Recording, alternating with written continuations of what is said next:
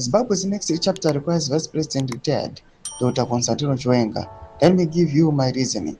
Because unlike politicians, I am obligated by my profession to show my working. Sanapera mashoko budanyi ukapangwa ine apa machipomsarurwa achiti ava VP Constantino Chiwenga ndiye ari kudikamwa and VP Constantino Chiwenga is the next our president wenyika yedu yeZimbabwe. Tobva subscribe or like on the bell icon. Tinda paendo yechipomsarurwa kana kudanyura achiti. First, the constitutional argument.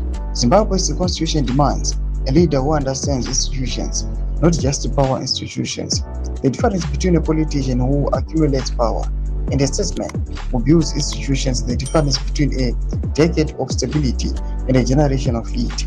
General Chiwenga has demonstrated through his conduct, his restraint, and his institutional loyalty that understands the difference. Secondly, the historical argument. November 2017 was not a military coup. I have said this in lecture halls, and I will say it here. It was a constitutional corrective, imperfect in its method, necessary in its outcome. The men who architected that corrective demonstrated strategic thinking of the highest order.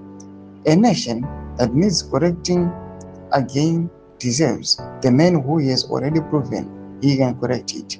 Third, the democratic argument. I've spent my career fighting for the people's rights to choose. The confusion has not changed, but the people's choice must be informed, and I'm informing it today. Zimbabwe consider General Chiwenga seriously. I have made my position clear. History will record that I said it, and history, in my experience, tends to be right. Normal developments are pangwa in as poster VP Constantino Chiwenga achiti aiwa is the next is the one required in the next chapter of Zimbabwe. Recommend section videos of any more to be pamusoro pechitiko ichi. So subscribe or like, hit on the bell icon.